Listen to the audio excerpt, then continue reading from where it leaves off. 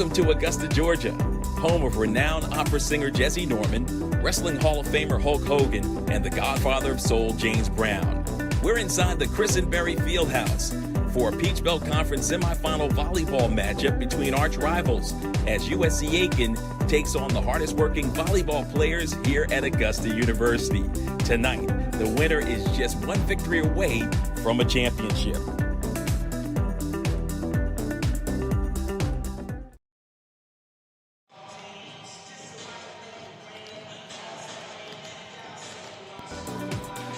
Alongside the former voice of the Augusta University Jaguar volleyball team from just a couple of seasons ago, Peter Heyman.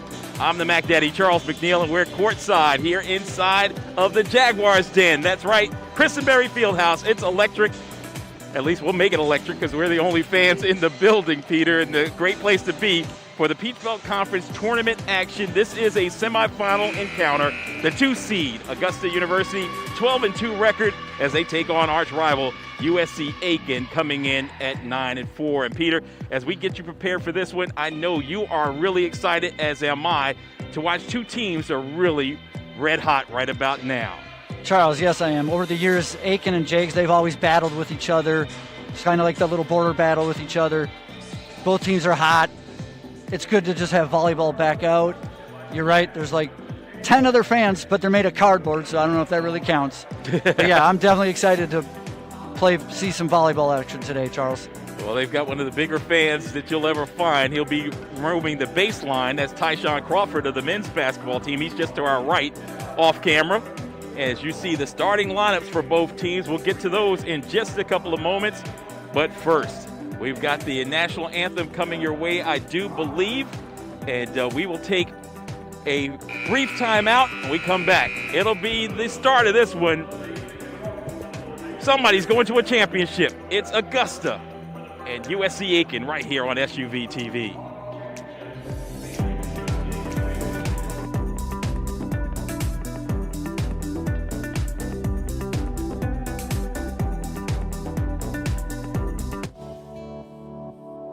Technology is changing rapidly.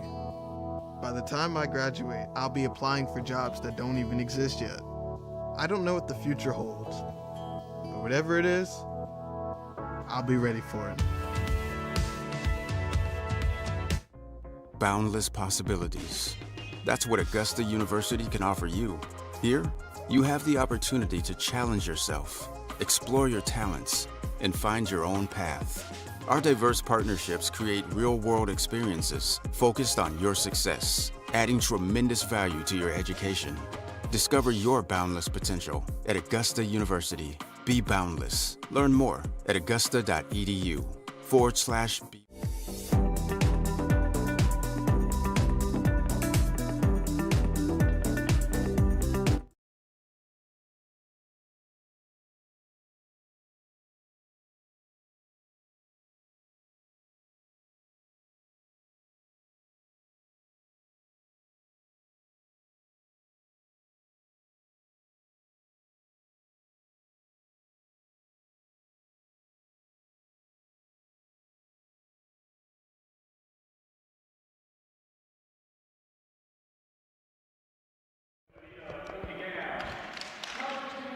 And we're back inside the Chris and Berry Fieldhouse Peach Belt Conference tournament action. This is both the first round and the semifinals all packed into one. We're doing a spring season this year, Peter, and as you had a chance to follow these kids for quite some time at Augusta, I know you've been really pleased by a couple of outstanding performers. Yeah, Charles, Chloe Allen and Kylie Martin have both been on fire all year long. In fact, Kylie Martin, Peach Belt Conference Player of the Week. I can tell, I saw them out the hallway cheering. They're all excited to play. They're glad to be back to the playoffs. And then on the other side, you know, this USC-Aiken team, they have a superstar as well. Yeah, I think Anita Cookie Gam is one of their superstars. And unfortunately, they're only down to 6 girls tonight. So some of their superstars aren't able to play tonight either, Charles. And that's a sad thing. Of course, this season has been full of surprises throughout, but they've made it thus far, and they couldn't make it here without a couple of talented coaches. Yeah, Coach Glenn Cox spoke to him before the game. He seemed super excited. He's got a game plan. Of course, he didn't tell me what it was, But he's excited, and they're just ready to rock and roll. And, of course, Sharon Quarles, the great mind she's got, spoke to her at the beginning. She does know that Aiken's only got 6, but I did mention to her every match starts 0-0, and she said absolutely. So it's all about the Jags' mental attitude. They got to look at it 0-0 going in. All right, so we get ready for this. The starting lineups for both teams. Starting for Aiken is Emily Duggan, Allie Smith, Caitlin Rodriguez, Carolyn Foster, and Anita Cookie Gam. And starting for the Jaguars is number 6, Chloe Allen, number 10, Samantha Zitrar, number 13, Kylie Martin, number 21, Alexis Diaz-Infante. And Coach Sharon didn't tell me number 6. She told me it's to be a surprise. So it looks like it's going to be, looking for numbers out there, Charles. Yeah, we've got 5, 6, 21, 10. Okay. Then it'll be number 5, Kiera Barr. And no, it looks like it'll be Holland Martin Libero. Yep, our Libero Holland Martin. Okay. So we've got our lineup set, and there you see her right there, Sharon Quarles. She was hired as the 8th head coach at Augusta back on April 23rd, 2009, and she has been a mainstay here on the sidelines of the Peach Belt. 182 victories heading into this season. Now 12 more gets her to 194 in her illustrious career. 156 setbacks overall. Unofficially 377 victories, 241 losses. And she is a lady who knows this game and will have her team ready for action. The visitors will serve first. Aiken puts it in the air. This one is underway. And the first kill belongs to number 7 for the Pacers. Yep, that was Allie Smith. That was a bad pass for the Jags there, Charles. A little too deep. Allie was right on it and was able to put that kill down. We'll talk about her a little bit more in this broadcast as she has gotten some special accolades from her school. Represented as now it's an early 1-0 lead, and back comes Augusta with an opportunity. Good dig right there. Kept it alive, but outside the marker, and it'll be Aiken out to an early lead. Charles, this is one of the things every time I watch the Jags, they sometimes get this slow start, so they got to get this point and get it back to their side. These teams met twice during the regular season. Augusta having their way. Charles, that was a hit into the net on the serve. That'll help out. You'll take any free point you can in this game. Serving for the Jaguars, number 6, Chloe Allen. Allen couldn't get there. And Aiken on the board again. Charles, all 3 hits so far have been to Allie Smith. She is definitely their go-to girl so far.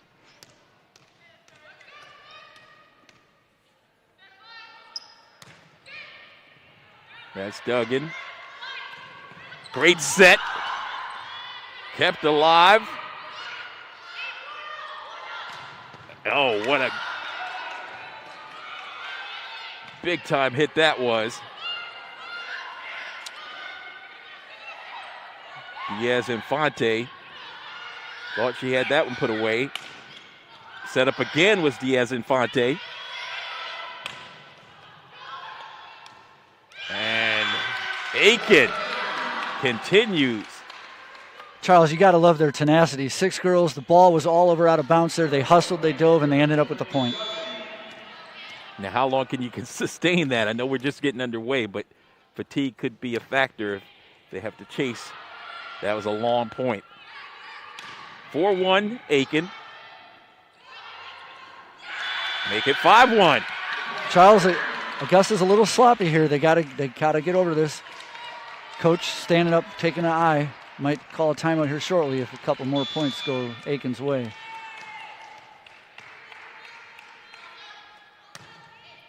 Coaches don't like to call timeouts this early. They don't.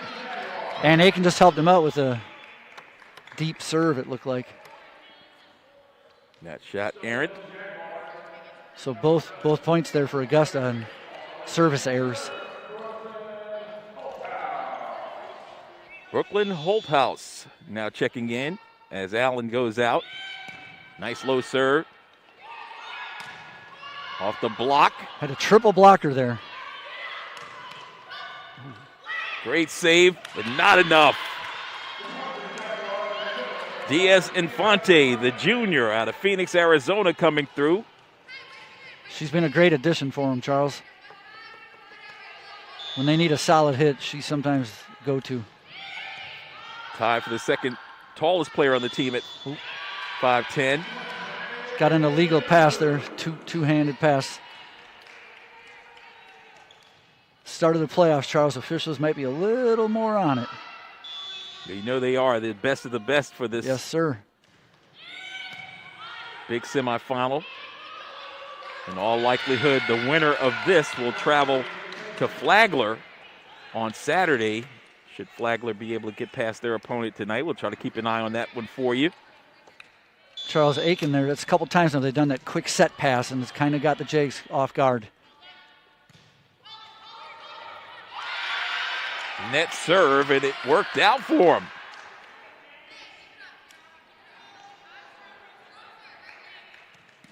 Olin Martin unable to get to it. 5'4" libero. There's a set. Ooh. And that would nearly reach the rafters. You got to love the swing on that one. She got up and pounded it, Charles.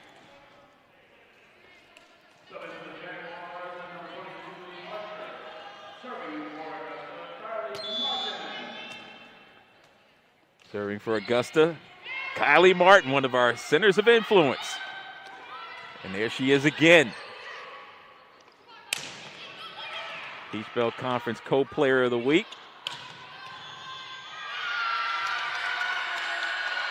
Got a net call there. That was Allie Smith again, Charles. Aiken loves going her. She's a big hitter.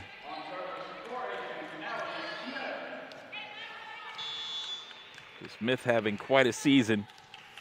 Recognized by USC-Aiken as the April Player of the Month on the women's athletic side. And that's it. That's a big smash there for the Jags.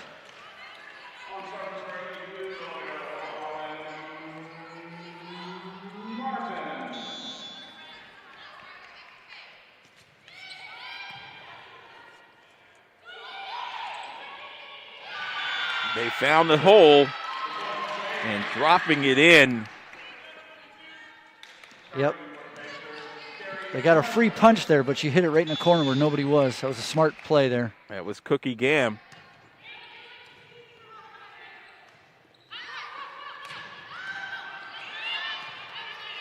Big hit. And is it? That was in. Oh, wow. What a shot. Precision. Right down the line. Brooklyn Holthouse thought it was going to be out, but stayed in. And there's your timeout by the Jaguars. Yeah, we got the first one at the 1:10 mark. Of course, no time in this game, but 1:10 into the match, and they'll put the time on the clock to allow us to know timeouts. As if you're sharing Corals, what are you telling your team? It's a team you've handled twice so far this year. What are you telling them in the huddle? I'm telling them to compose themselves, do basic volleyball right now, because they are the leader. Their kind of pressure's more on them, right? Aiken's only got 6. They're playing free, and the Jags, you can see on their face, are a little tight right now. So you just need to play loose, play their game.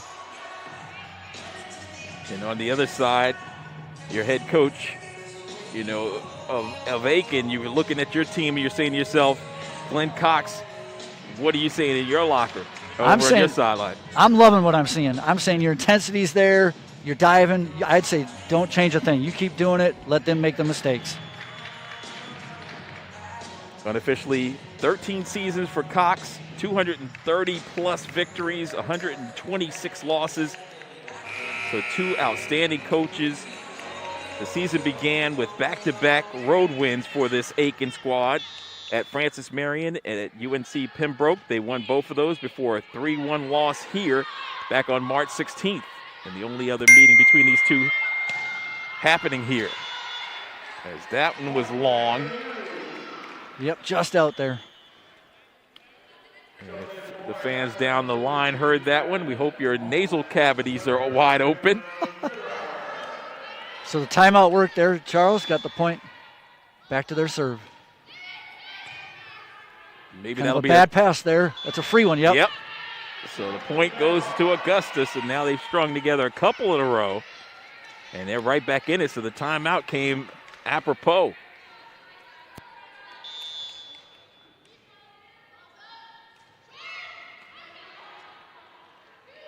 Zittrier with the service. And she'll get a win. Served it out there. Charles, one note to make. They don't have any of their middle hitters here today, I was told by Coach. Nor do they have a libero. So some of the Aiken girls they're kind of playing out of their normal spot. So there's going to be some timing issues there. But they've been playing this game for quite some time. And again, the Peach Belt puts together some of the best Division II sports anywhere. As that was a big hit right there. Yep, Julie Archer. She found a good spot there, Charles.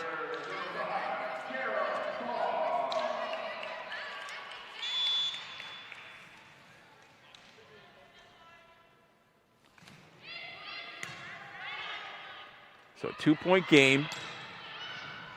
That was a deep ball that they played. And there you go, Chloe.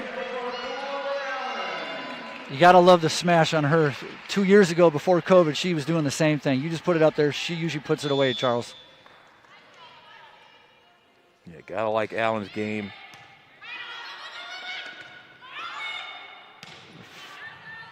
.126 kills on the season. And 2.38 a game. The back row. Here's a free ball now. Let's see if they go. Who do they go to? They go to her again? Nope. Great dig.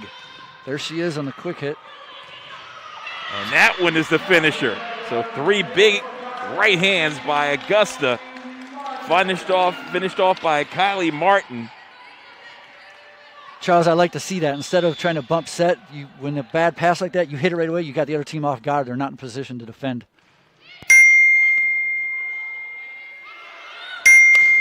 The elevation.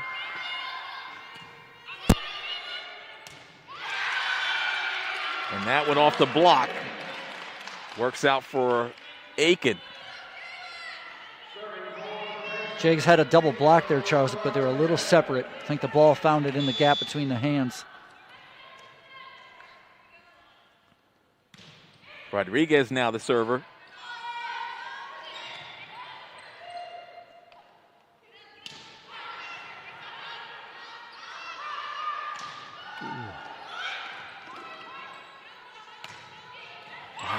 Beautiful angle on that one.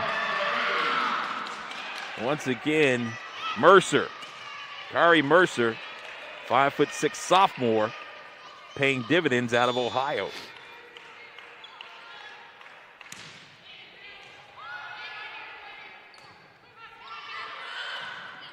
From the back line. It's a great dig there by the libero. Nice up. Got a free ball here. And they go back with it. Libero again coming through, and then the left hand. She said it. I think that just went out, it looked like, Charles. That was a great adjustment with the left hand there, but just missed the line. Chloe is ambidextrous.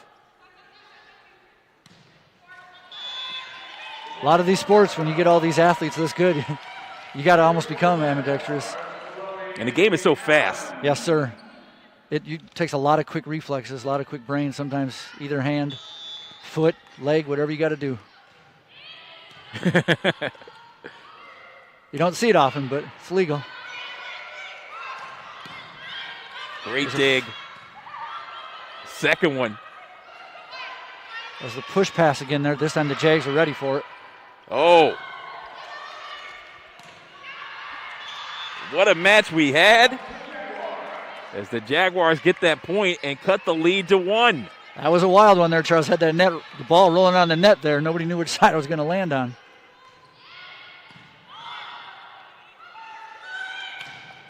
Up, up, and away. Guess who, Charles? That would be Allie again. That is Allie. That is their big hitter. Smith on the season, 234 kills. An amazing number. That is amazing. Again, you talk about her being the everything. 5.2 kills a match. Another service there, Charles. I think that's 3 for Aiken.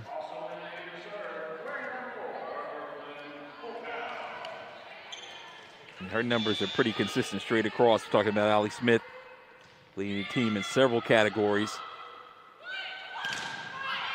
She went up for another one.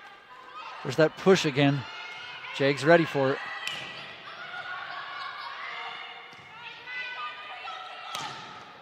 Big hit by Smith. Charles, with Aiken having no middle hitter, that could be one reason why they keep doing that push set over, no middle hitter. And when they do hit, it's always the outside to Allie Smith. I haven't seen it hit to the other side one time yet. But she's digging deep for some oxygen right now. Yes, sir.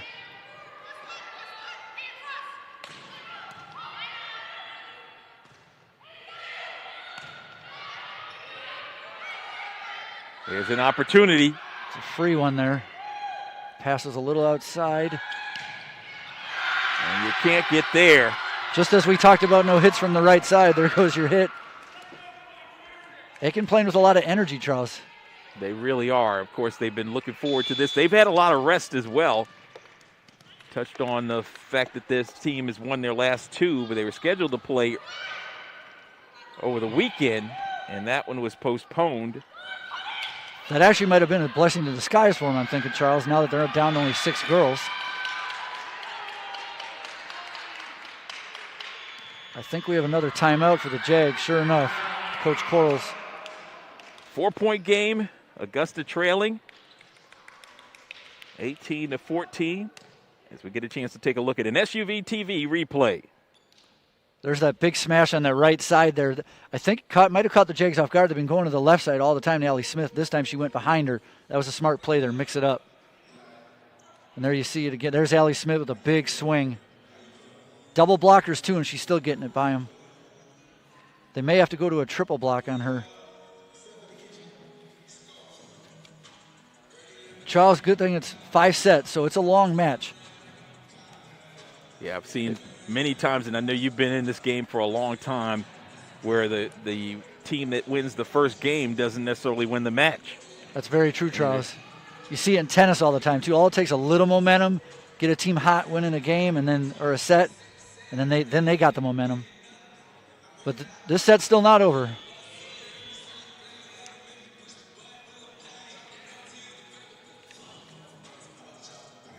Coach is over giving some words of advice, a little intensity.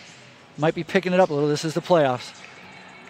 Now, I know semifinals. You spent a little bit of time around Khadijah Dickens. Yep. The assistant coach, talented one. We just saw her in the shot. She's yes, sir. Has been the sports information director here at Augusta University over the last couple of years, and a big help to us, meaning Chad Cook and myself, when we do the basketball broadcasts. A welcome addition to the sports information side, but a long-standing, lover of this sport. Yes, sir. I think both coaches, both former players as well. There's a big hit. The Jags needed that. Whatever she talked about in the timeout, that worked right there. Second time going with the sets. And when you can get it in the possession of your libero, in this case, 14, Holland Martin there goes back for the one. Usually good things can happen. There's that push thing again. Nice dig by the libero there, though. And that is it long. It's an errant pass. You saw how the Jags are ready for that push pass, though, this time. I think Coach might have told him about that. Keep an eye on that girl in the middle for the push pass. Yeah. You don't have the athleticism to get up and put a kill down. Next best thing is try to throw him off balance. This could be one of the things that the coach Cox told me about before he had a plan. This might be one of their plans. Try to keep the Jags off guard. That does keep you off guard. When you push middle, now your blockers can't get set up on the outside. So good game plan so far. Take you out of your rhythm for sure. And that one off the net. But a great overhand kill. I think that was Caitlin Rodriguez there, number 12. That's number 98 for her on the season.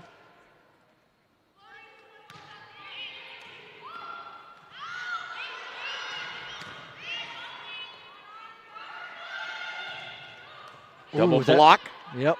Might have caught the top of the net, but. Here's a quick set.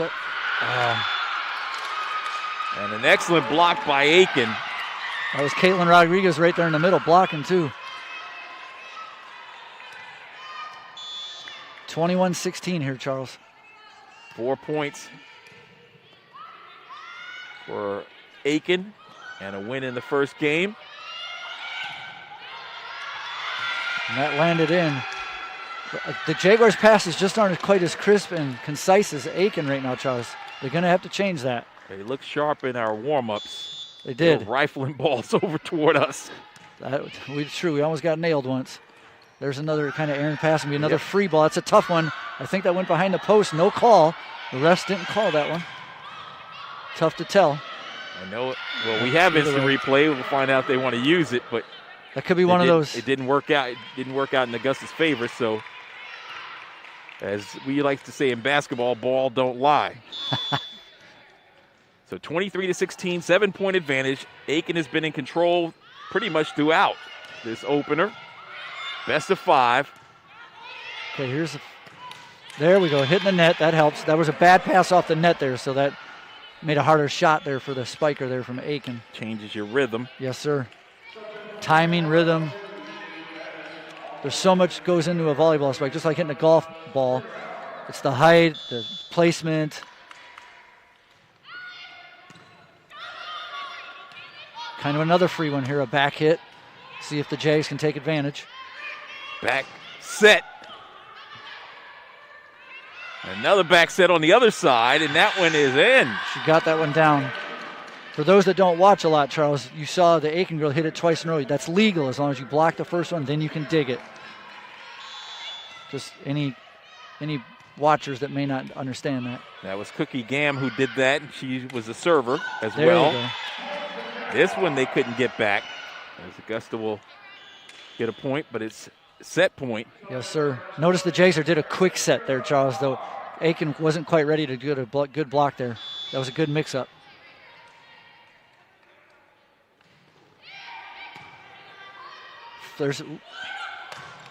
Wow. Overhand finish for the win. That was a big hit there, Charles, by Rodriguez that time, not even Allie Smith. Caitlin Rodriguez with 2 big ones down the stretch, including this one right here. You can see right there, big leap. She just pounded into that.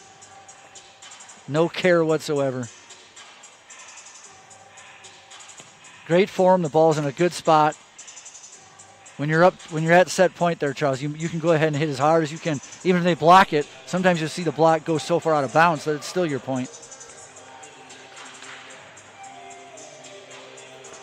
So Aiken takes advantage of the first one. And we'll come back and tell you more about the second game of this best of 5. You're watching SUV TV's continuing coverage of the Jaguars.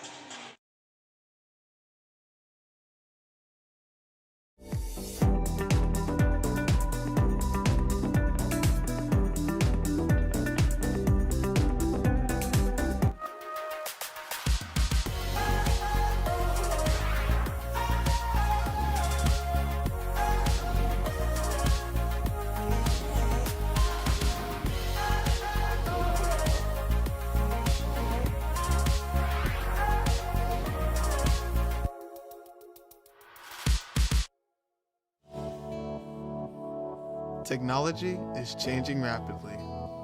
By the time I graduate, I'll be applying for jobs that don't even exist yet. I don't know what the future holds, but whatever it is, I'll be ready for it.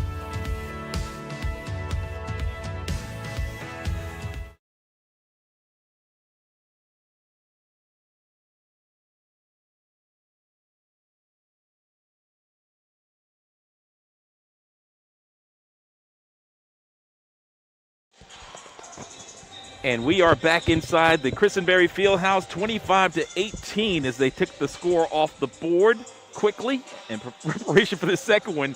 And again, talk a little bit about the flow, if you will, Peter. Peter Heyman and Charles McNeil broadcasted for you.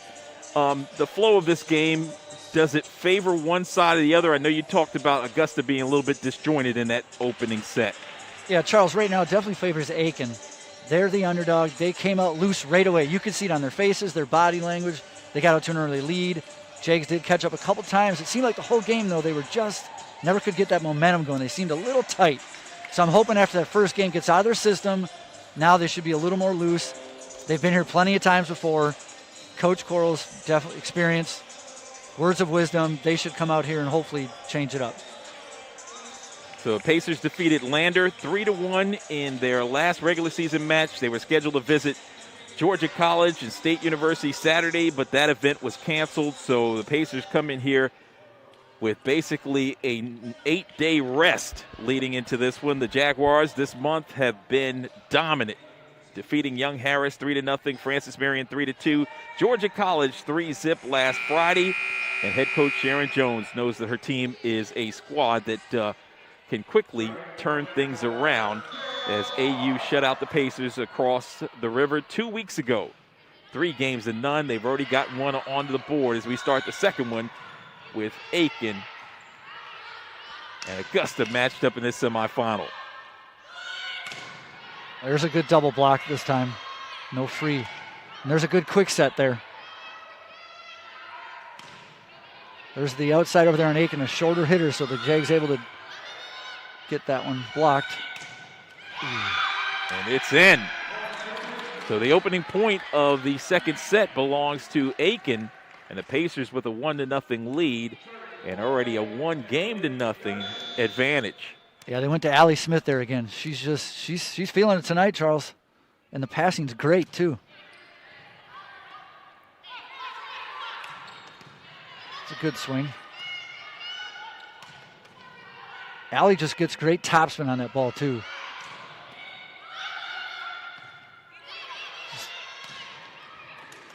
Great dig. There's a free ball, but they got it over. See if they go to Allie again. No, they go the other side. And that one was out. So, big try. Unfortunately, unsuccessful for number 22. Charles, just watching Allie Smith, that was 3 spikes in a row, and she's got her hands on her hips now. So, you talked about Aiken having 8 days rest. They're definitely going to need it. They only have 6 girls, so the longer this match goes, the more advantage it will be to the Jaguars. Just to give you perspective, we talked about the 6 players, 7 on all. Yeah, coach does say the girl on the sideline, she has an ACL. If a girl got injured, she would come in and basically stand there just so you could have 6 on the court. But let's hope we don't get to that point. Absolutely.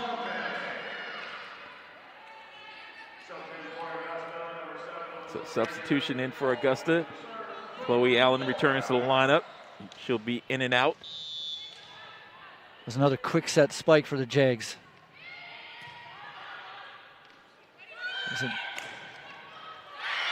Ooh, the pass was a little close to the net there for Aiken, but they somehow got it in off a deflection for the point.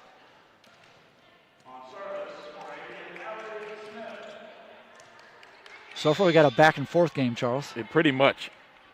It's almost, anything you can do, I can do better. Nice. It was a wicked serve. Good, great jump serve there. And a great dig as well.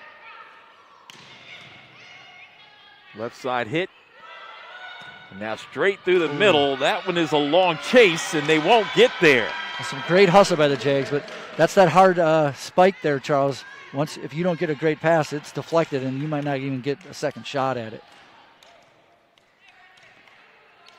So Aiken reeling off 2 consecutive.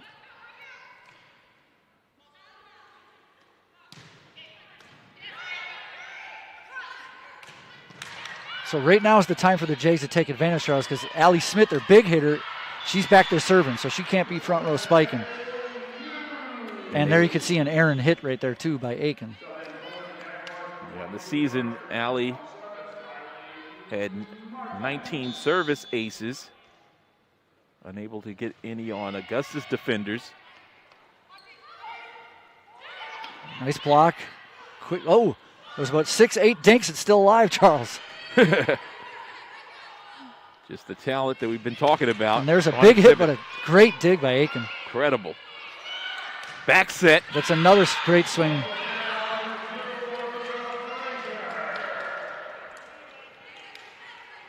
So Augusta coming through to tie things up at 4 apiece. Well, it's an errant pass, a free. There we go. There's a free one. Great heads-up play there by the Jags. Sometimes those hard serves that are kind of knuckleballing like that, you ever play baseball and it kind of knuckles? Those are really hard to defend in volleyball, too. Nice low serve and deep. It was a great double block. Oh, there's that push thing again. You're not a big fan, are you? No, I like that. When I play, I like doing that too. Keep them off balance. Yes, sir. It's like the old dink in tennis. Yeah, that's right. Big hitters don't like that. Great ball placement again by Aiken. As Mercer will take the serve.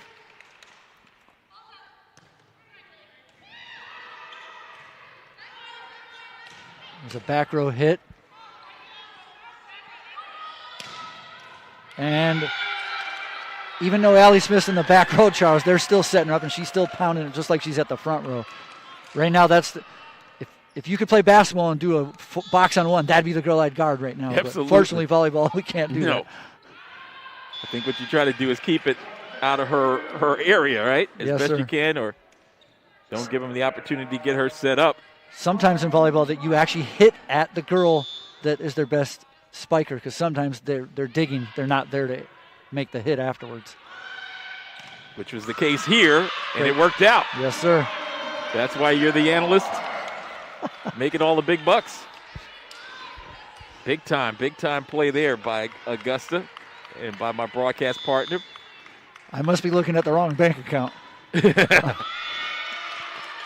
And there's a service there for the Jags. Uncharacteristic. One thing, if I was a coach and a player, Charles, is unforced errors. That's in any sport, especially in volleyball, though. Oh, and there's back-to-back by both teams. Another unforced error into the net. Maybe that's part of that fatigue we touched on. This could be. Talked about the lack of fans all season long. That's why we're so happy to be able to bring this to you. No, you've missed it. Yes, sir. Great to have it back. We're going to go into the bench here for a save.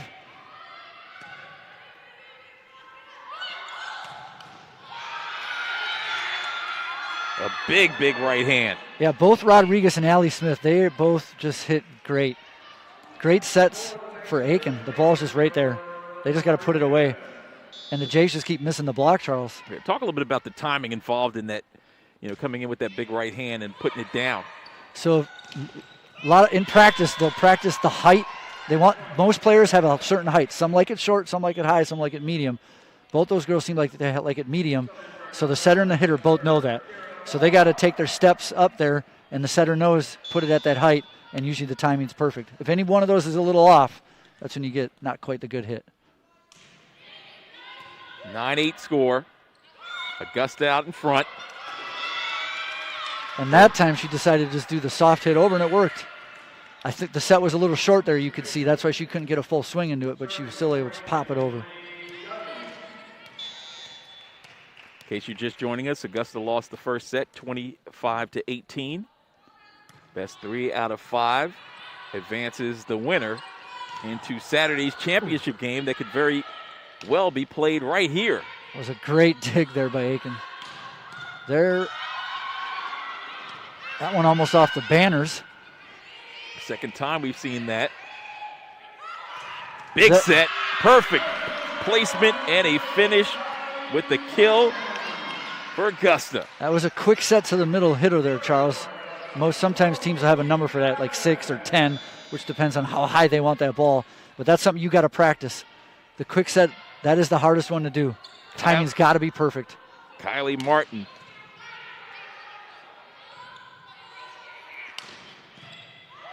It's a good back row hit there. There's that quick set, and they got it. Aiken's done it about 9 times so far, I think, this match.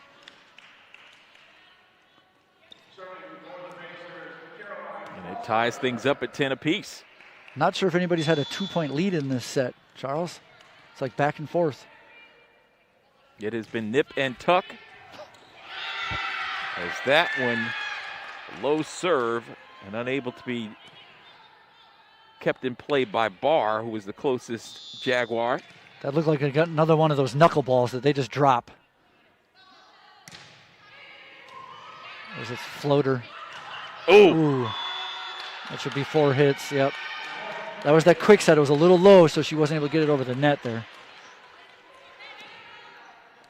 And I guess I shouldn't have said anything about the 2-point lead because now we do have maybe our first 2-point lead of this set. I guess that's the old commentator jinx. It comes back to bite every now and again. There's a big hit right back to the Jags. See if they can put this one down. Opposite side. And it worked out very well. So there was 2 sets in a row there, Charles. First time they went facing two from the setter. The second time she went right behind her, so it kind of caught Aiken with just a single blocker there. That was Evans finishing that one off, the freshman out of Cartersville, Georgia. That'll earn her some more playing time. Well, there's a hard serve, and it was an errant pass there. So there's 2 points in a row for the Jags. Tie it right back up.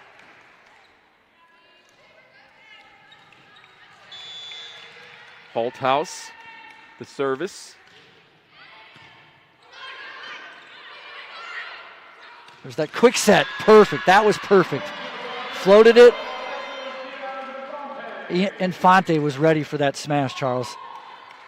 That so far seems to be their best play, actually, to hit down the middle. You got to remember, no middle hitters. That means shorter girls in the middle for Aiken.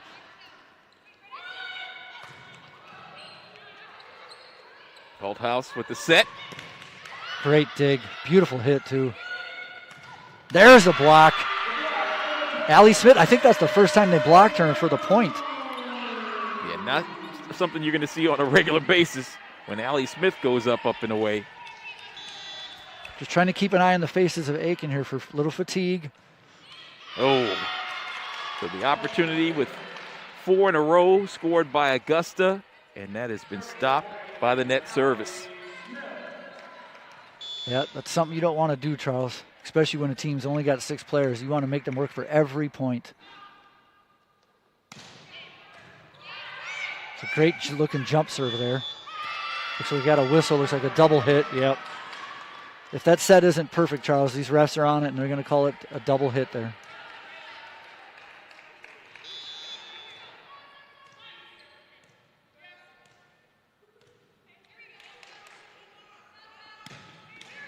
And there's a jump serve again. That one hit the net. This could be the fatigue kicking in. You might see that in the later sets as we go. They might stop doing the jump serve and just save their energy and just do a normal overhand serve.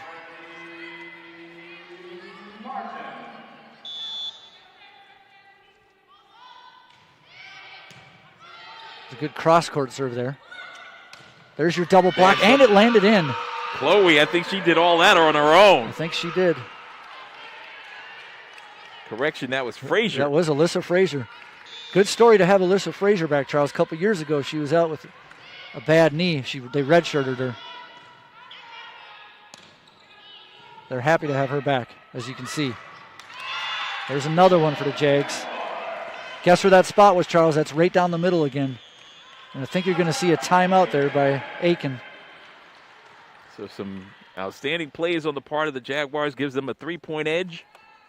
We've got the timeout as we'll get a chance to take a look at another SUV TV Augusta University instant replay. So there you go, going right down the middle. As you see, no blockers up in the middle there, Charles. So I think Coach might have changed the strategy here. Knowing no middle hitters, put it down the middle.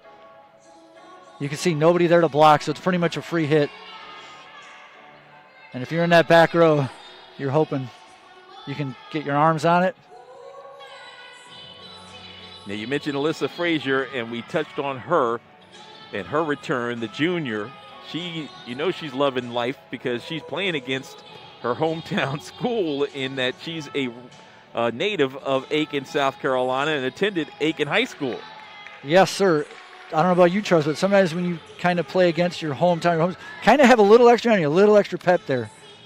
So it looks like that's helping out here in the second set. Not to mention it's a college rival as well. Correct. So it just adds to the flavor. So happy to see her on the floor and paying dividends as she continues. You see that in a lot of college sports nowadays.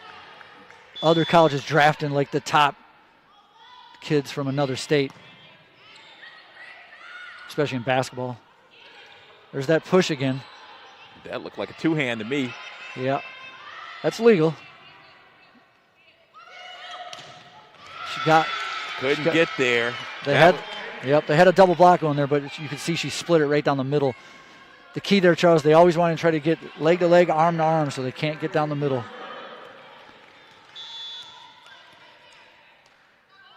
The voices you hear, Peter Heyman, and yours truly, the Mac Daddy, Charles McNeil. Happy to be inside of Christenberry Fieldhouse. Semifinals of the Peach Belt. So on that play there, Charles, they hit that red and white post, and if that does that, the point's dead. It's not like football where you hit the inside of the post, it goes over. Right. That's unlike that. It's a dead ball, or if it goes on the outside of it, it's also no good. That was a good recovery there by Aiken on a great serve. Had that knuckleball thing going again. That's going to be out. So that one long gives the point to Augusta. And their lead is now its largest at 4, 19-15. As we talked earlier, Charles, Jake's got a little momentum here. That's what's getting them the lead. They win this set here, and that could change the whole match momentum. Of course, just as I say that, an errant pass there by the Jags. Pass was too close to the net. Yeah, there's not a lot you can do there. You saw her try to punch it over. You want the ball to get spin on it and roll over the net if it doesn't get blocked. There's not a lot you can do there. Good dig. Wow. There she is again. Rodriguez. Yeah, Rodriguez and Smith, they're just hammering it. If they can keep it away from that side, but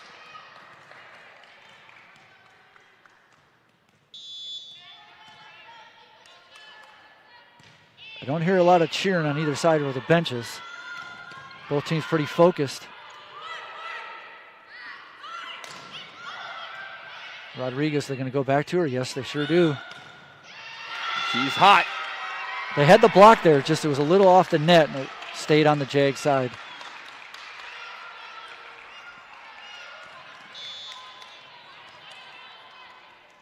Cookie Gam is the server. That's a great serve, dip down on her. But there she is again. another partial block, but it stayed on the Jag side. Uh-oh, we have a caution. I think all I can think of is he was a little too pumped up, Charles. Coach is asking for a reason maybe, but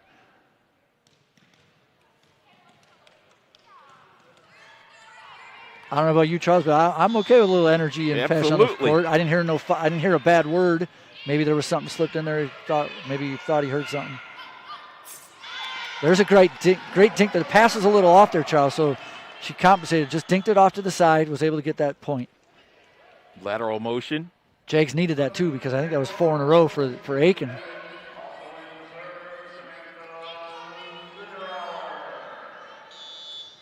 So a 1-point advantage. We come down the stretch of game number 2. Rodriguez just keeps hammering, and she's doing a great job. I don't know if you see, but she's turning her hand sideways. She's getting that ball to go at an angle so it doesn't get the blocker straight on. Gets it off the side of their arm, which makes it really hard as the other teammate to even get a dig on it. We're talking about the importance of this game. Augustus doesn't want to go down too love. No, you definitely don't want. In volleyball, tennis, that's tough to come back, win all 3 in a row. Well, they moved Allie Smith to that side, and she did the same thing that Rodriguez has been doing, so they found a weakness on that right side of the defense. Yeah, they got 2 blockers there, but they're never quite together. They might have to do a third. And, oh, here you go. So you can see how that the set is always, sometimes it's way to the outside, sometimes it's a little more in, which means the blockers can't always be right together. They tried to step there and be together, but they're still leaving a little gap there. Aiken's doing a good job of adjusting there, exactly where they put that ball. But I've got to ask, I mean, obviously, when you're going up for a block, how difficult is it to keep your focus on not hitting the ball in the middle of your, between your 2 eyes? Yeah, some of these tall girls, they get up, their head is actually over that, so they just got to hope it doesn't go low there and hit their head. If it does and it goes down, it's a point for you. It counts, but yeah, sometimes they might be turning a little bit. But you got to, you can't back down. You have to go up there. So we touched on the importance of this, but literally tell me how big is these next 4 points if you're, or 5 points if you're Augusta. Charles, this is real big. This is playoffs, so it's do or die now. If you go down 2 sets and you're supposed to be ahead, that's going to be a big mental thing on all those girls, and that's going to determine if they're mentally strong enough to overcome that. They still have to forget, just pretend it's 0-0 still. Yeah, we touched on the success. No, finish your point. I'm sorry. I was just going to say, it'd be really key if they could get this set back to tie it up 1-1. Then it'd be just basically a game of best of 3 then. And that one was hit out. I thought might have been a touch there, but no touch called. So far out of the timeouts, the Jags got the points. This time, they didn't. The first time out of a timeout that Aiken has taken advantage, and they lead by 2. Augusta trying to desperately there you go. To get it. You could see on that hit, you can almost hear it too, that it was not a clean hit. That's going to be a two-handed penalty. So the Jags needed that. Right now, they're going to take any point they can get. Augusta coming in, riding an 11-match win streak. 7-0 on their home floor. There you go. There's the double block, and that was on Allie Smith too. That's twice in a row now. I think they've blocked Allie Smith. Synchronicity happening right there. Chloe Allen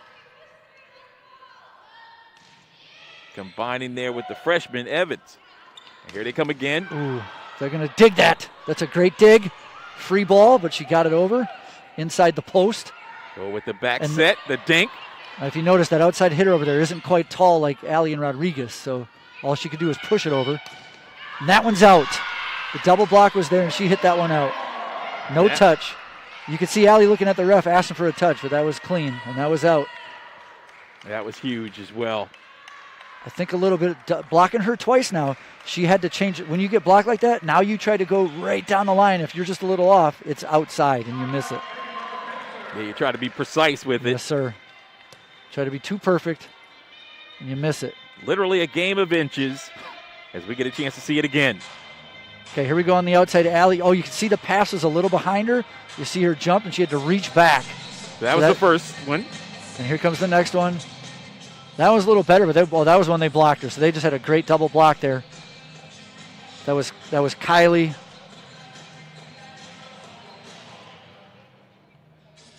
So you talked about the Jags coming in 11-0. I don't know if you just like March Madness, it doesn't matter. If you make the playoffs, it's 0-0. So they have been hot 11-0, but now it's 0-0. Just like you saw Ohio State, a 2 seed going in there, but got beat in the first round. So all bets are off in college sports, and that's the beautiful thing about college sports. Anybody can beat anybody. You probably know Yogi Berra. Absolutely. He said 90% is physical, the other half is mental. And right now it's all about mental, and the Jags right now they're taking it to them now. And they got to keep riding this gas pedal. As Barr with the service. Great spot position by Libero right there for that cross-court hit. Here we go. Here's a free ball now. See if the Jags can get a good pass. Back set. Ooh.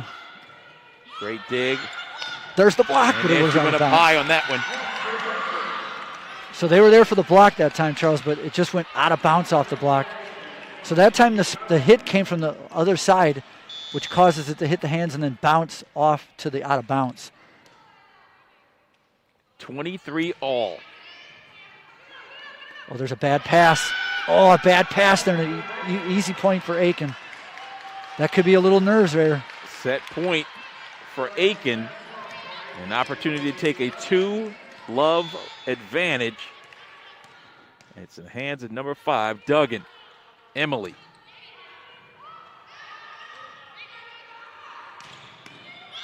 It went up the middle. There's a block. Great double block there. The pass was a little back there for Allie. Double block had to have it there.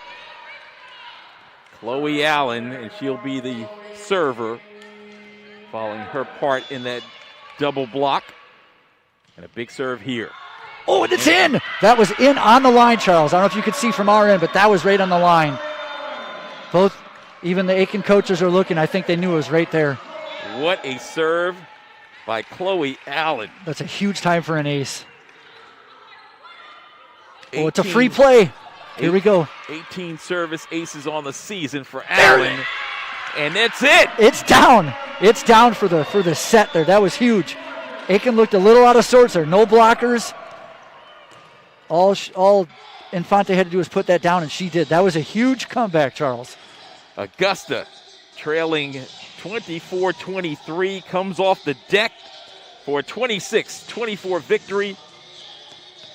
Wow. Charles, I can't tell you the difference between 1-1 versus 0-2 is.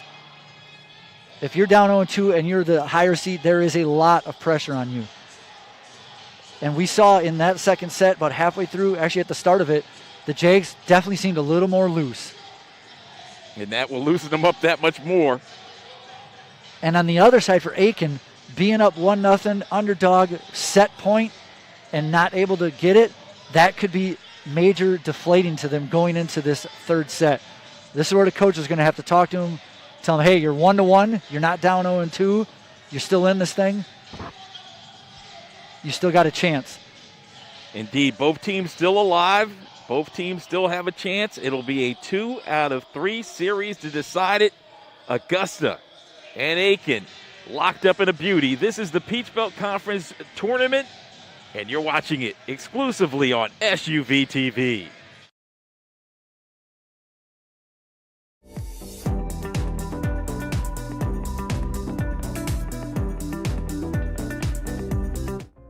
Boundless possibilities.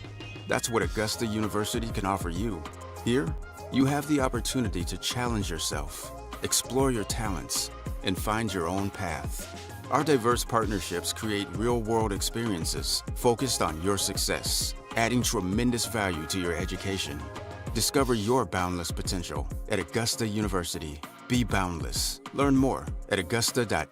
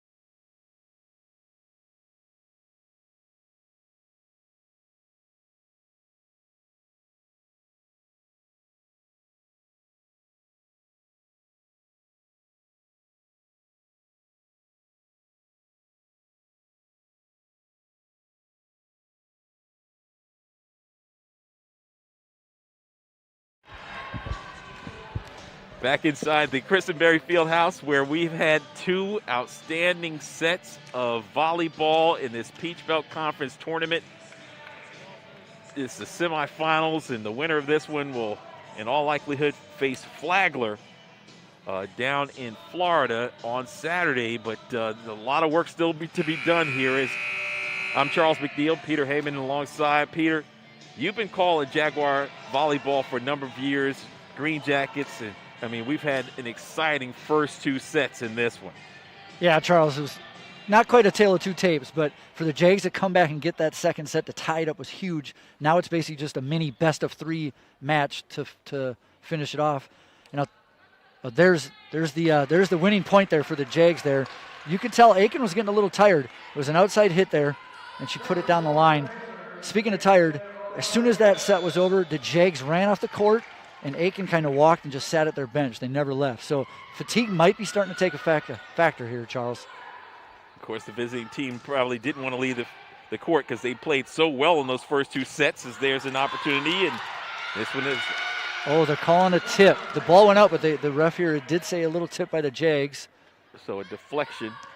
Unfortunately, there's no challenge call, I don't think, that they can go.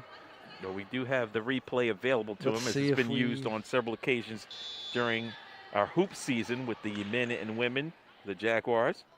Not sure if they checked in with our SUV team to check on the availability. There's a block. It was a good push pass. It was blocked, but it went out of bounds. So unfortunately, they got the block, but Aiken still get the point there. And you saw the Jags try to do that push pass there in between that play. Aiken once again with an early lead, and that's long. So this is the start that Aiken really needed to have. Just like the first set, they got up early like this, Charles. So now the Jags, they need to stop it right now. Stop the bleeding, get the ball back to your server. Yeah, you touched on the fact how much they enjoyed or found a chink in their armor. That's Pacers' armor down the middle. Now there's a big hit right there. Aiken got a piece of it, but it was too far on the outside for her to get a good pass back for the Jags. Working more of the outside. Yep, there you go. All these serves now going to the outside. Remember how I told you if you hit to the big hitter, it's harder for her to get there to hit, and you've seen it twice now. That one is long. That was a good swing. She just got under that one a little bit. 4-1 our score. Aiken with the lead. This one is even at a game apiece. Aiken winning the first set 25-18. Augusta bouncing back with a 26-24 advantage in the second one. There's that quick pass again, Charles. Jags have been ready for that now since. There's a big hit. And that's down the middle. I must say, Charles, for Aiken having some girls playing some different positions, they've actually all been pretty well coached. They've been in position most of the time. I've only seen maybe one time where there was kind of a free point because of positioning. So I got to give it up to Coach Cox and Herring and Zitkowski over there for Aiken and the players. Nice dig on the backside. There's a tip there, which does not count. Oh, they're calling a double hit there. So for those that don't know, Charles, on a block, when they spike and you just tip it on a block, that does not count as a hit. So 4-3. There's kind of a free hit. There's a little barrel. There's that quick hit. This time the Aiken was ready for it. And we saw that in warm-ups. We did, and you saw there, because of that quick hit, though, the Jags themselves were a little out of position. They were only able to have one blocker over there on Allie Smith, and Allie Smith is not a girl you want to have one blocker on. They're nearing 250 kills on the season. Allie Smith is an assassin.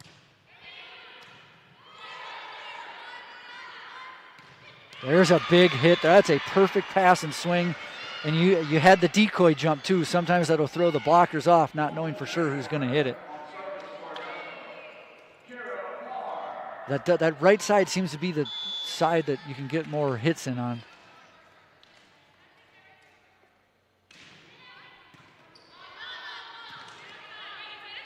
There's 22 with their first hit of the day. That was a little deep. That was Cookie Gam there, Charles. She's on the outside over here now. The rotation, though, of course, is going to bring different girls in that spot unless they want to do a 6-2 or a 5-1 switch. Dangerously close to the net on that last one. And now they switch sides there, and that one's out. Was there a touch? No touch. Saying no touch there. So during that play, Charles, Cookie Gam went to the right side, and Allie Smith came to the left side. Usually girls like a certain side hitting, and if they can switch it, they will. Beautiful service, ace. Kiera Barr. That was that little knuckleball. It just dies on him. And that's one of the toughest balls to return. It's not necessarily the speed. It's the movement of the ball. She's a libero. Junior, 5'7", out of Granby, Colorado.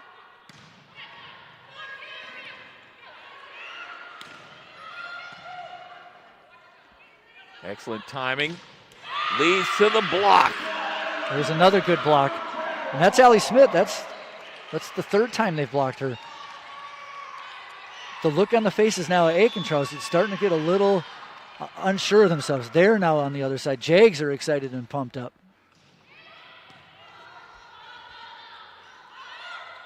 Pacers trying to stem the tide. And that one's hit out again by Cookie Gam. And there's a timeout there by Aiken, and that was a good use of the timeout there.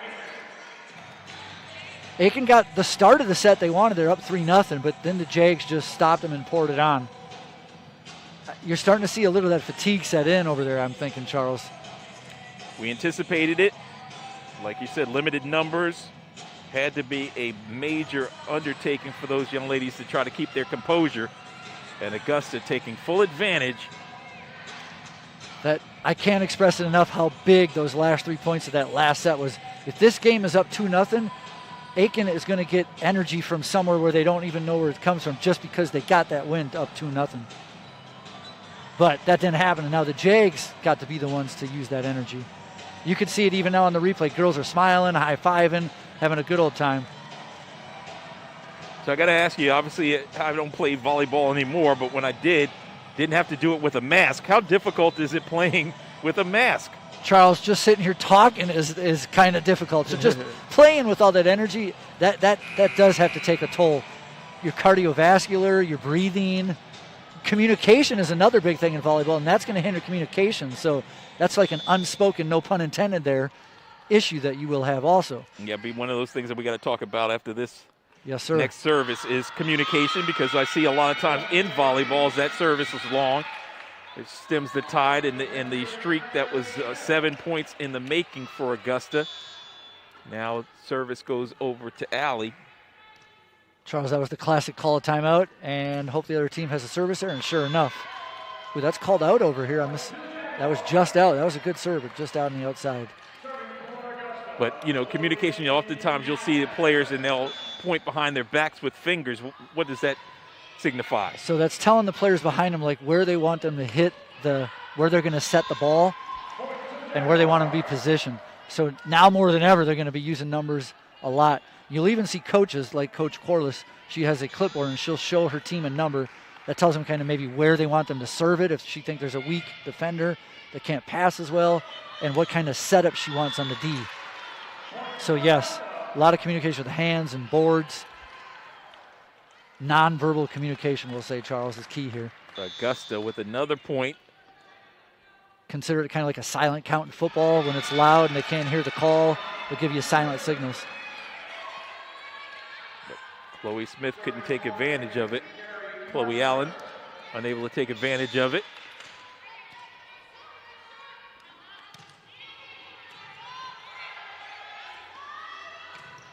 She checked out of the lineup. Oh, so I don't know if you can see this, Charles, but last time this happened, the Aiken girls were able to get that set and everything. This time the pass was a little worse. The girl was late getting to that. You can tell fatigue. They're getting winded. It is settling in. And Coach Corliss is doing a good job. She's doing her subs a lot. Keep them fresh legs. Alyssa Frazier back on the floor. Diaz Infante as well after a nice rest. Wow, that was a big up right there in front. Great. Kylie. That was a great swing right there. Kylie Martin dropping the hammer.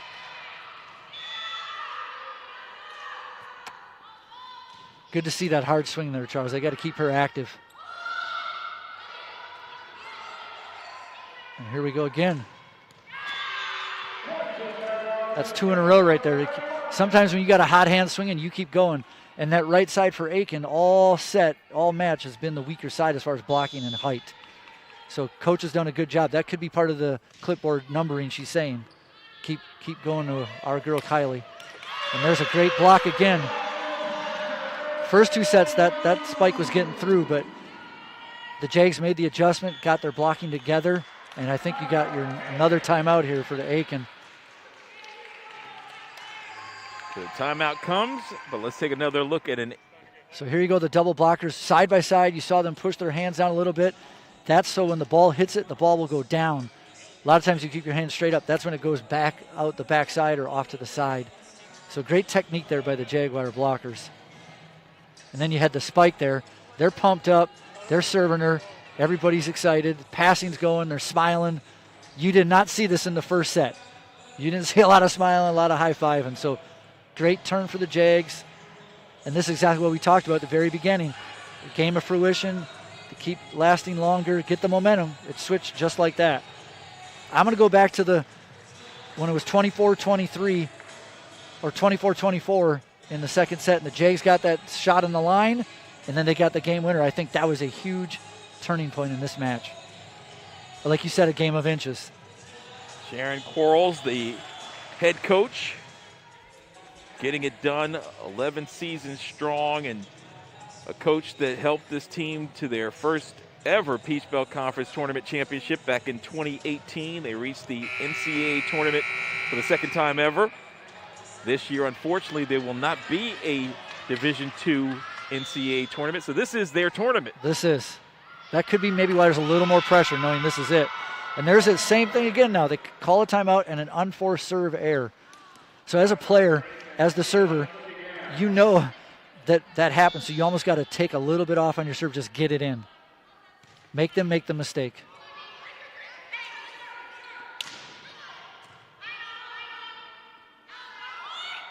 Kylie on this side now, going up for the double block. Rodriguez with and the opportunity, and here we come. Guess where they went the set to? They went to that far left side, Charles. That is the spot that's getting all the points.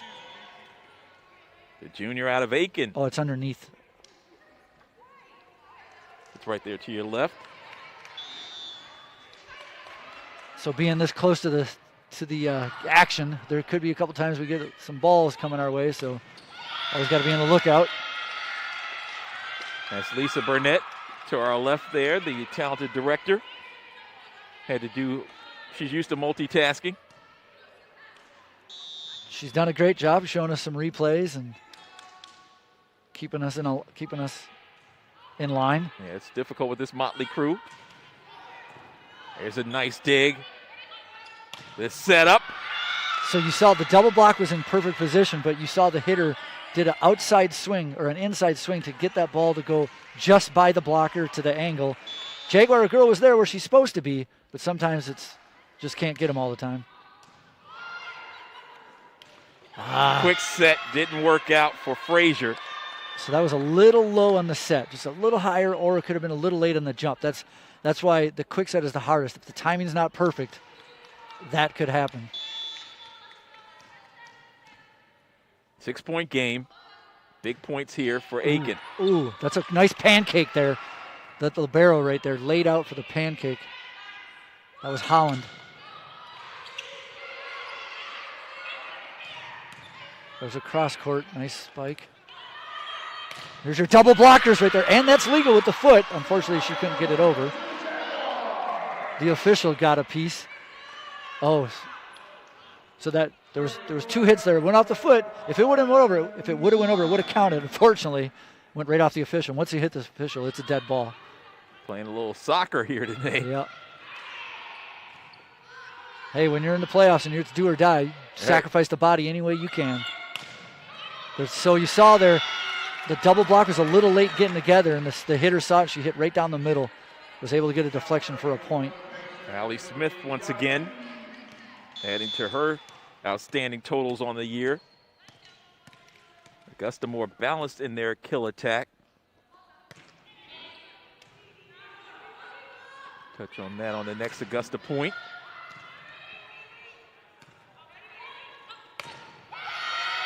It was Allie Smith again. Block was there, but it went deflected off her hand. You were going to say, Charles? Yeah, I was going to say, you know, when you look at Allen's totals, we mentioned close to 250 kills on the season, while Kylie Martin, Chloe Allen, and Alicia Frazier, respectively, with 150, 126, and 116 entering this one. And then no other player with more than 74 after that. So, yeah, and it looks like Aiken only has a girl at 100, so Allie's got like twice as much as any other player on Aiken. So shorthanded or not, she's definitely their top gun. And she might be called on again. There it was, libero right there for her. Here we go. See if the Jays can put it down. Nice dig in the back. So there's a good cross. The pass was a little outside there, so she did a good job adjusting. And she's the block. So Allie Smith all over. Now Aiken getting a little energy here back. This is for the Jags. Let's get a point here. You don't want to get them any momentum getting back into this. 3 points in a row. There's the floater serve. Ooh, that was a good touch tap for the hit. And another one. So that, I think Coach Q, if I'm Coach Q, I might be calling a timeout here shortly. I think she'll get a couple words to him. She says, no, settle down, we're okay. Just good passes. 18-16. Last 4 points, passes have not been crisp for the Jags. The score was 17-12, and it looked like Augusta was cruising. So that's about 5 in a row now. They haven't got a good hit. That's a better one, but still a back row hit. Okay, here's a free ball now. Let's see if the Jays can do something here. Golden opportunity. There's the quick one. And was it a piece of it? It was off the block. They're going to say touch by Aiken and point to the Jaguars. Yeah. That's what I thought. And that was that quick hit, so the blockers couldn't get in position. At least they couldn't get to a double block. So Coach Cox is looking for a double hit over there, but the refs look at each other and say no. That was the experience of Allen on that one with the quick hit. Good pass right there. Here's the quick hit, and it's off the net. Oh, golden opportunity missed that time by Smith. Yeah, sometimes that quick hit, you catch the other team off balance. It wasn't planned, but a bad pass, and sometimes you got to adjust. Augusta back up to a 4-point advantage. Wow. But only for a moment. That was a triple block, and she found a way to get it between their hands, Charles. I can't tell you how difficult that is. Sometimes it's a little luck, but it's also a lot of skill. And you could tell they're winded, but they are playing. They're giving it all heart tonight, Charles. You can see it in her eyes right now. Beautiful serve. Oh, and that's bad pass because of the serve, like you said. Caroline Foster. And there's your timeout by Coach Quarles from Augusta as the Aiken Pacers cut the lead to 2. So we got a tight one here, Charles. Foster, a junior out of Blue Springs, Missouri. There's a huge serve there. 2-point game. This is the third set. So this set's had a couple of momentum changes. First, it started out with Aiken up pretty big. And then the Jaguars took a real big lead, and now Aiken has got the momentum coming back. So that was a great timeout by the coach. Settle them down. You still got the lead. Get the service point here. Get it back to your serve. Side out, as we call it back in the day in old sand beach volleyball. That's right.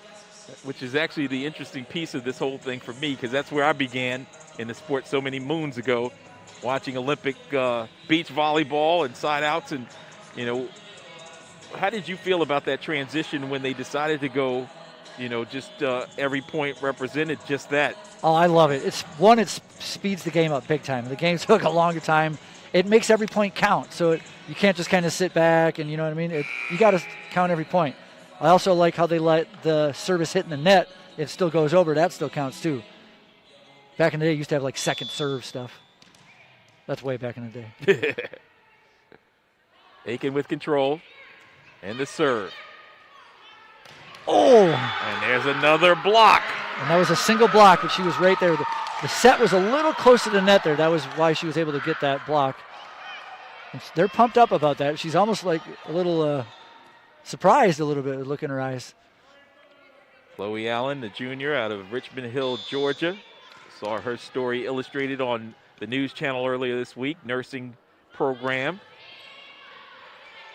Yeah, we sometimes forget these girls are doing a bunch of school classes, and it's way different than it was back in the day, which brings me to a point of why some of the Aiken girls couldn't make a lot of school stuff, some COVID. That's why they're down to 6 girls, really. So it's a lot. This pandemic is making it a lot harder for all sports to be able to compete and actually have enough players on the court sometimes. Yeah, you're doing exams right around now. Yep.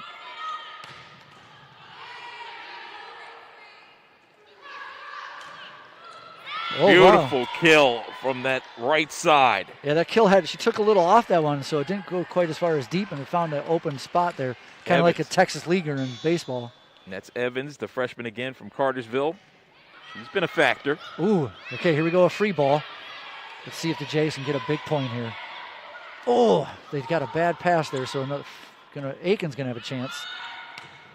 And that one's out.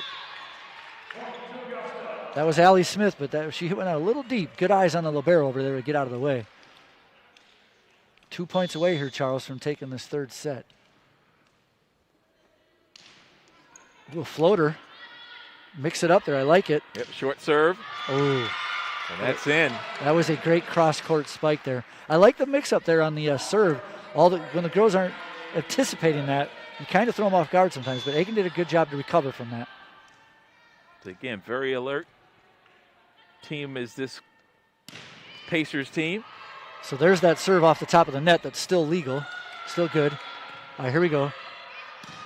Wow, that's a big hit from the back row. She's just as good in the back as she is the front. Oh, and there's a cross court. Gotta love it.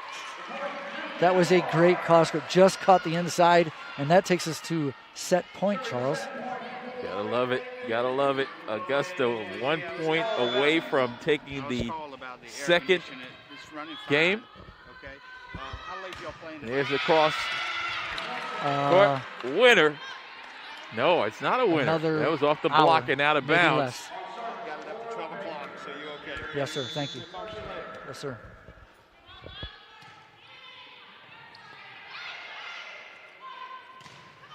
Oh, good dig. Kick save and a beauty. Like a hockey goalie there almost, or soccer.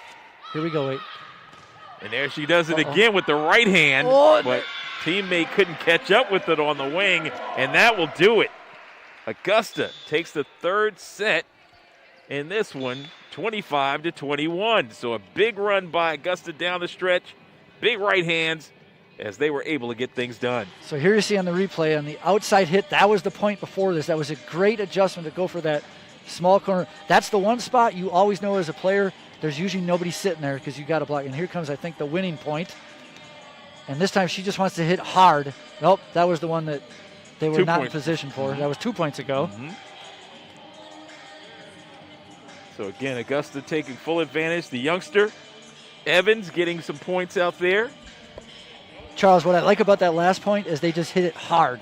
And the harder you hit it sometimes, when it hits the other team, like we saw on that point, the ball goes farther away, and I think this is it right here. Well, there's that dink again where she got her. Yeah, sometimes it's just a mixture of hard hits and then maybe take a little bit off. Kind of just like a baseball pitcher. You change speeds on them, and it throws them off their game. But I think that was a great job by the Jags to adjust her. Aiken got real tight there, but then the Jags kept the lead and took it. Kept hitting it hard. We certainly want to thank Athletic Director Clint Bryant for his assistance in bringing us out for this one.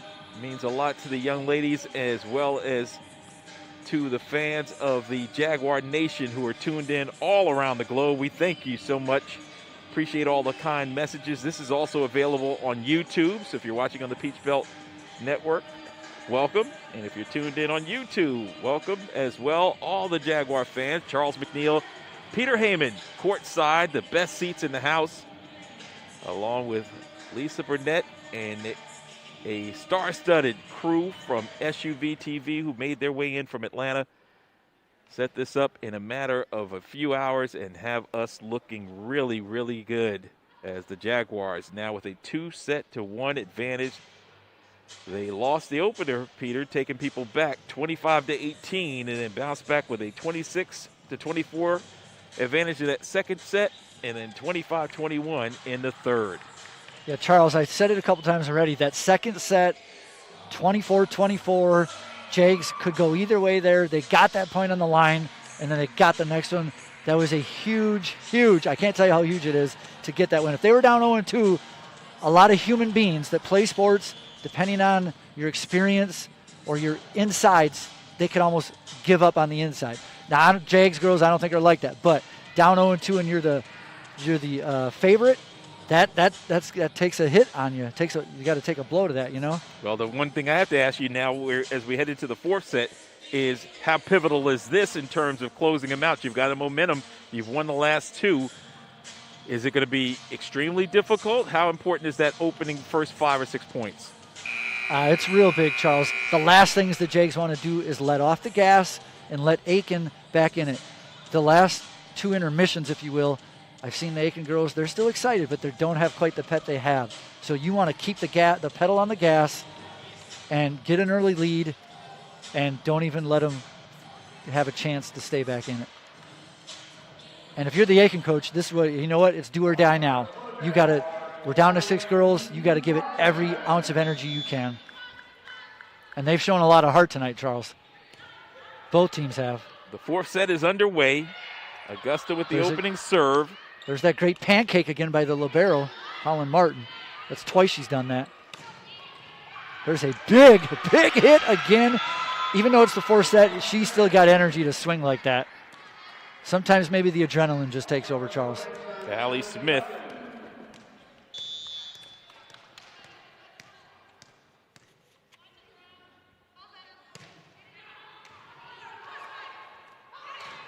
Wow, there's a quick hit right down the middle. That was Infante. That quick hit down the middle has been great for them this match.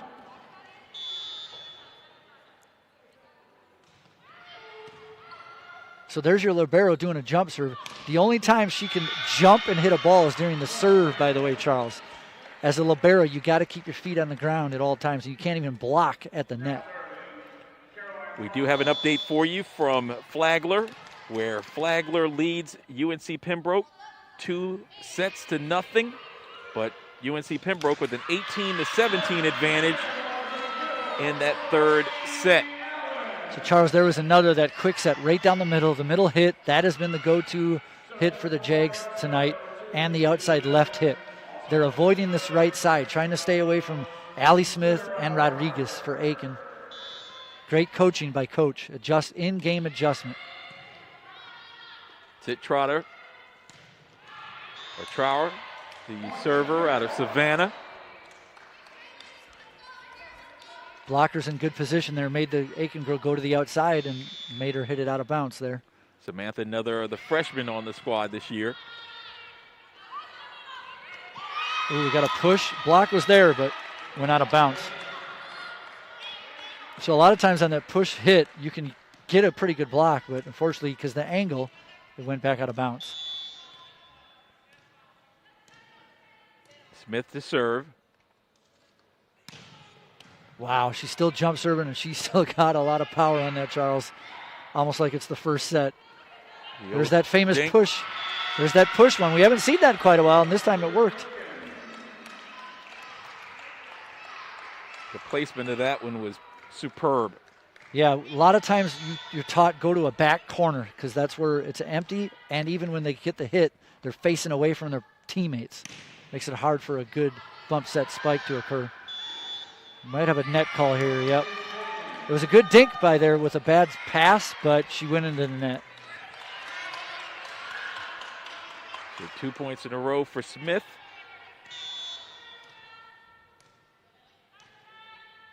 See how much energy she has left. She's still doing it, and she is killing this on this serve. And here she is in the back row. Good pass to her partner. That time the block was up for the task. Yep, double block is working now. You can see it in the eyes. So if you look at the eyes of the Jags, they're ready. They're in it. Aiken's looking a little fatigued, a little unsure, a little uncertainty. Bard now serving for Augusta. Wow. Okay, that's long. Yep. Aiken tried the middle hit there. One of the Aiken girls looking at the ref asking for a deflection, but it wasn't there.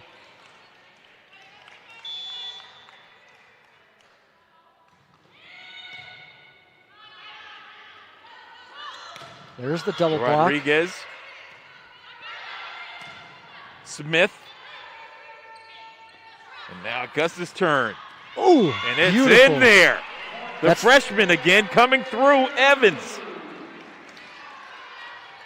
That's a great placement there, Charles, in that back corner. Like you said, freshman, it doesn't matter what age level they are. No playoff experience, but got a lot of experience in high school. There's a bad pass, so we can have a free ball here for the Jags, see if they can take advantage. There's the quick one. That is that quick one. They have been excellent at that. I think only one of them they've not got in. Chloe Allen, second on the team, and kills this season, averaging 2.38.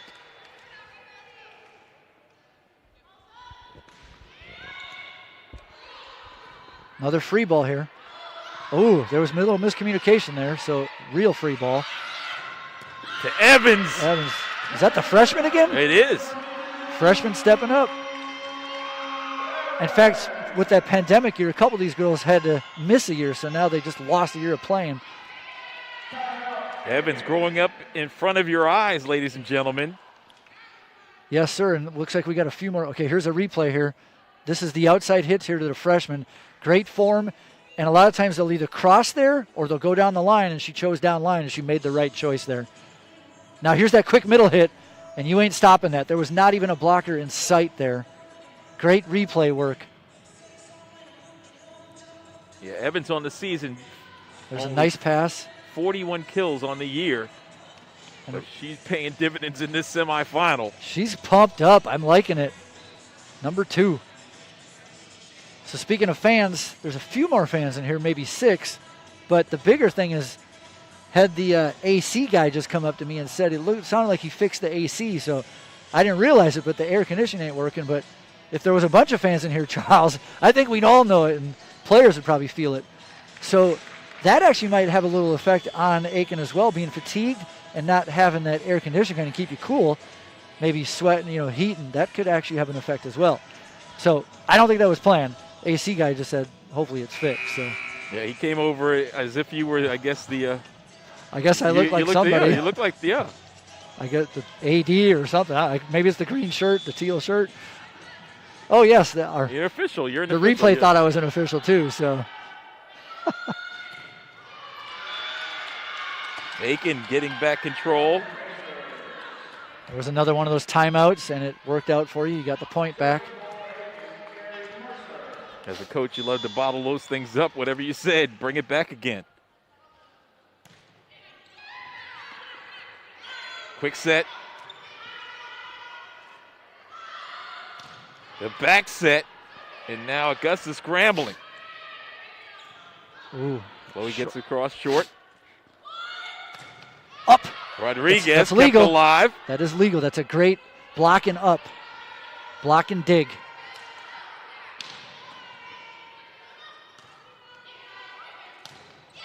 And there she is again. So there's that double block, but because of the angle, when it got bounced off their hands, it came out of bounds. We've seen about 5 of those come right at us here, haven't we? Absolutely. Might have to get one of those nets like they do at the Green Jackets baseball game. Couldn't take advantage of the opportunity. Mercer came up shy. Seen quite a few unforced errors on the serves here. That could be a factor of fatigue. That's why the jump serve starts to wear you out later in the match. Allen out of Richmond Hill. Chases that one. That was a push shot for the corner, and they called it out, just out there. That was the right idea, go to that corner spot, but she just missed it. The experience of Allen to let it go wide. She comes deep with her service. There's a double block. Another one. There's that quick hit. Oh, yes. They can't stop that one. That's there all day, Charles. Infante. She's pumped up.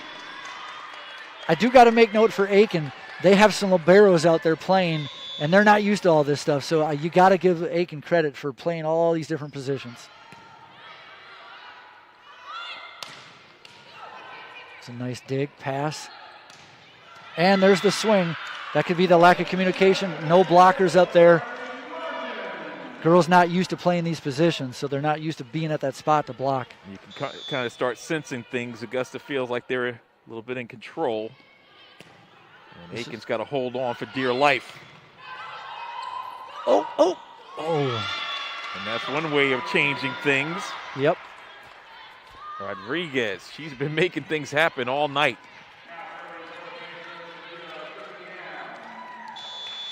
Cookie Gam now the server. I think she goes by CG. Nickname I might have heard. Yep, you can still see that the fatigue on Aiken. We have to make note of that. That was Kylie Martin. Came into this match with 150 kills. It's a good placement on the serve on the outside there. Peach Belt Player of the Week honors.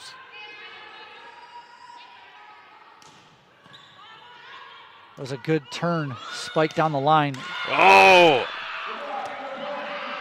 Not going to happen in our house. They got that double block down now, Charles. That was Rodriguez, who's been pretty hot, but Jags are right there. That pass is a little off the net, so it's easier to block those. There's another great cross-court serve low. And that's making Allie Smith work, so that's wearing her out. Nice block dig. That's a pass a little close to net. Good use of the left hand there. Great ability to stay away from the net on that left hand, but yeah, that's tough. As you're jumping, you got to then adjust from one hand to the other in midair. That was out of bounds off the Pacers. Ooh, and that just gets over. Now they go deep. And the set. That's a good dig right there, number Martin. 6. There's the dink.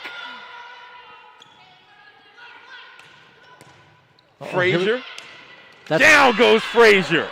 And that's perfectly played there. One hit, bad pass right to you. She put it right down. And I like the boxing analogy there, connection. Yeah, I had a chance to interview Joe Frazier, Smoking Joe, back in the day. Really, did you? One of my greatest thrills. Oh, that must have been. Speaking of down goes Frazier, that Aiken called a timeout right after that too. So right now they're kind of on, I'm not going to say the 10 count, but it is 16-8. The standing 8. There you go. The standing 8 count at this point. But still, match is still not over yet. So, okay, here we go on the replay. There's the big swing by the freshman. She's doing a great job of not cross-courting it, but hitting the inside of the palm there, putting it down the line. I'm loving this freshman hitting. And here's Aiken. There's Big Rodriguez, but the double block right there. You can see the Jags, they're pumped up, especially Diaz Infante.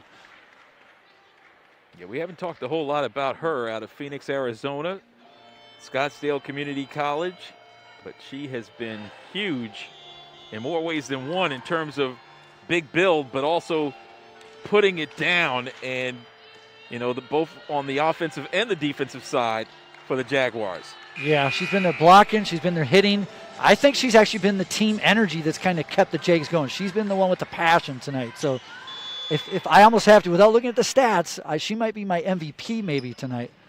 But we'll talk about that later. This match is still going on. They doubled them up, and that was long. That one was long. Speaking of Phoenix, Arizona, I got to give a shout out to my parents who live outside of Phoenix, Arizona. I don't know if they're listening in, but hey, Mom, if you are. Beautiful country. Beautiful part of our country is the Phoenix area, without a doubt. Yes, sir. So out of that timeout again, they got the point back. That's worked every time tonight except once. Ooh, great cross-court hit. That one with that set was a little lower, which allowed the hitter to get it over the blockers before they could get to their highest apex. So she got it right over the blockers. So Aiken kind of digging back, grabbing some energy. Yep, cut it the deficit to 6. There's a bad pass, well played off the net. Augusta's got to hustle, and they do. Desperate straights. The double block, they hit it off of it. Now the set. Oh, it's alive. That's still alive. Oh. What hustle. Seen some good hustle and quick thinking here, Charles. A lot of blocks, quick at the net. They got to be quick. It is a game of quick thinking. Like it's almost like natural reflexes. The more you play, the more you just kind of sense and feel it.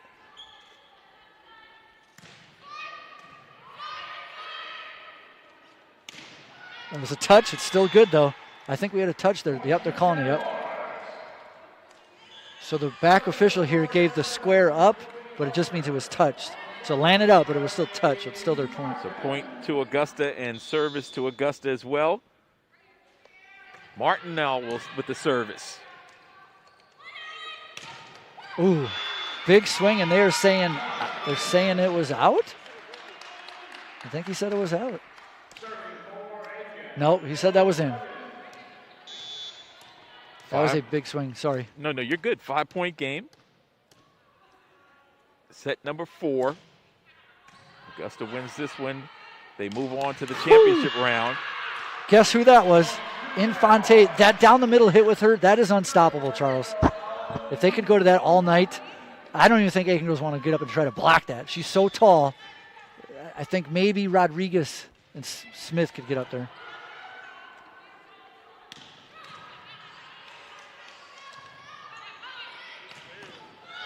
Oh, big hits. Jags are just swinging hard and going at it, and it's working. And we've got an update for you from St. Augustine. It's a final. Flagler will host the championship round of the Peach Belt Conference Tournament 2021 style.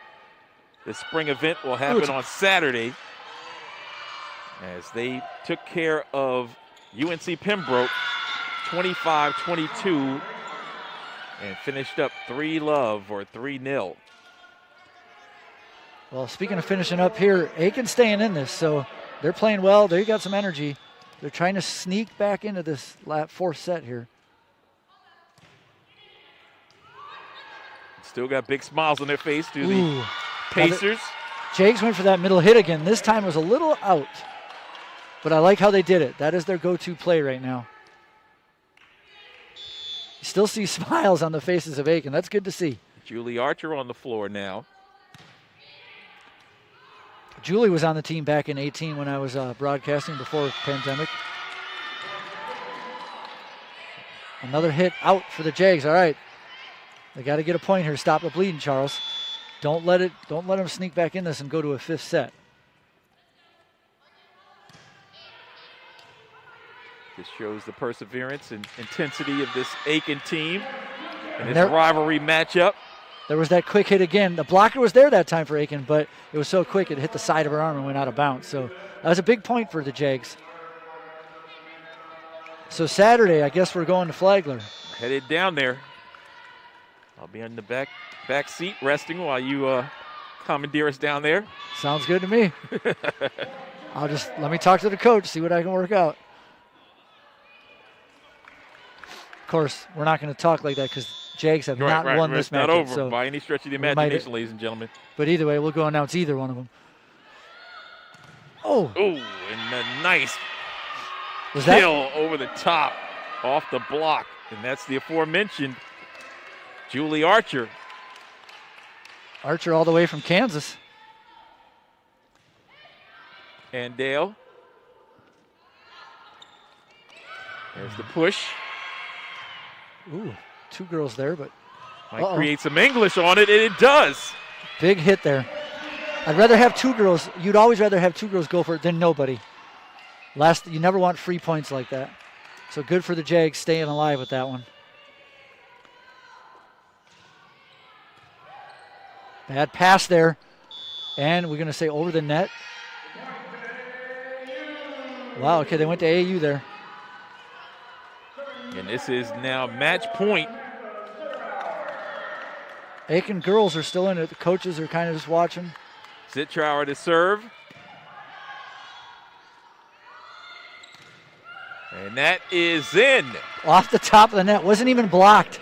It hit the net and then went over the hands as they landed, and it landed in for points. So still alive here.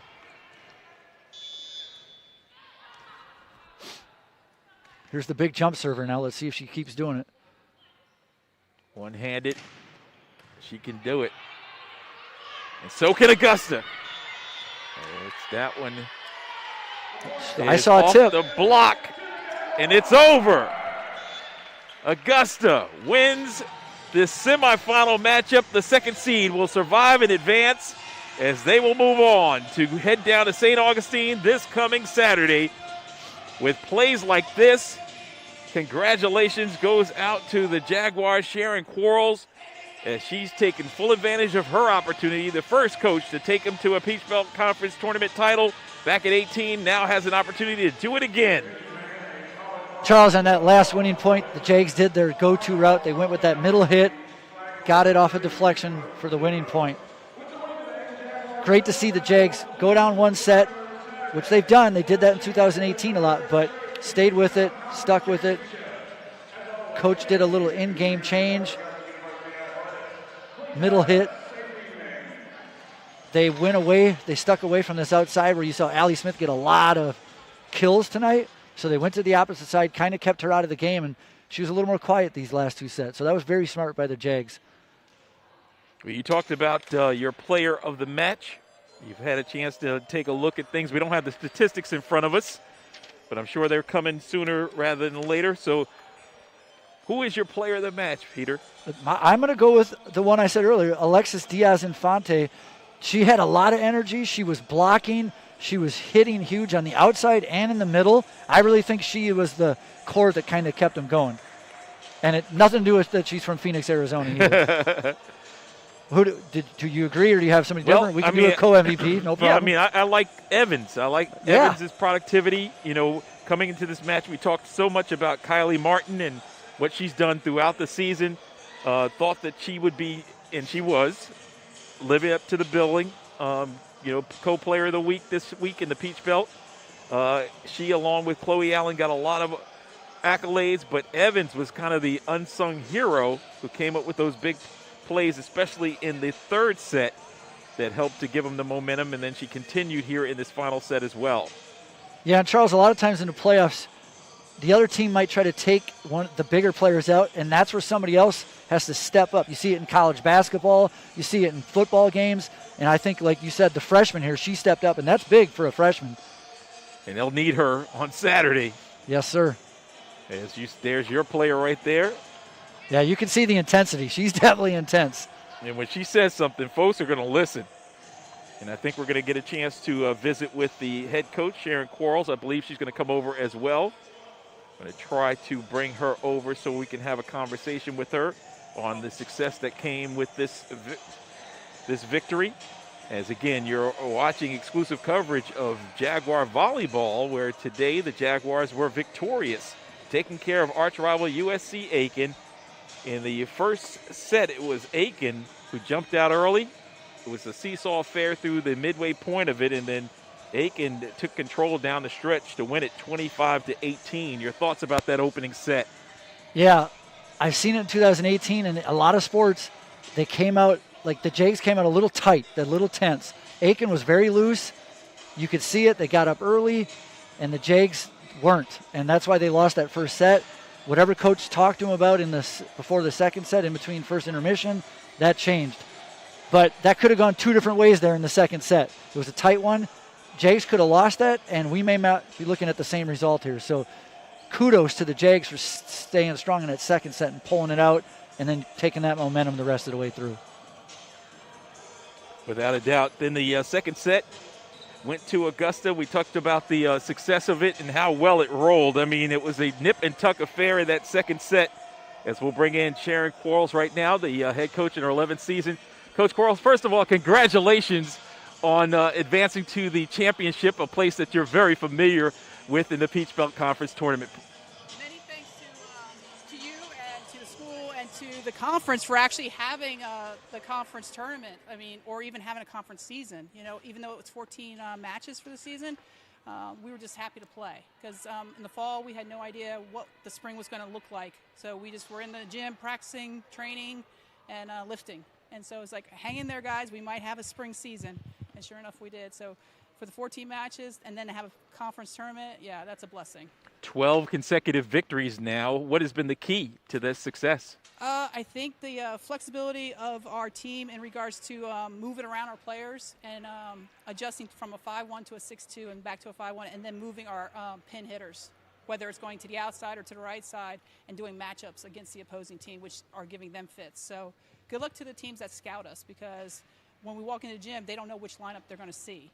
And today you got a chance to play everybody, it seemed. Yes, absolutely. And, you know, we started off slow.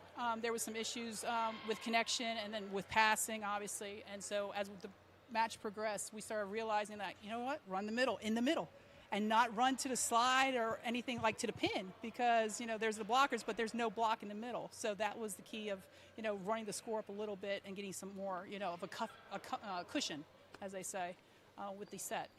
Yeah, Coach, we noticed that after the second, third set, a lot of middle hits. That was great adjustment. Before the match, we said it was 0-0 before the whole match started. You lost the first set. Can you tell us kind of what you said to the girls, maybe to help get the momentum changed? Well, we knew that they were coming in with some issues of players down, and not to take that for granted. But, you know, it's hard to kind of, you know, when you look across the net, when you see, you know, like this person is not there, that right. person's not there, to say, okay, you know what, it doesn't matter. But on our side, we got to, you know, court management and still come after it and get after it and use this day to get ready moving forward and not just kind of go through the motions. And so that's where it's just like keep resonating, keep talking about it, and keep kind of pushing it into their heads like, we got to go. We got to keep going. Right. And even though we're struggling at the moment with their outside and blocking the outside, you know, you can't give up on the ball and you can't give up on the points.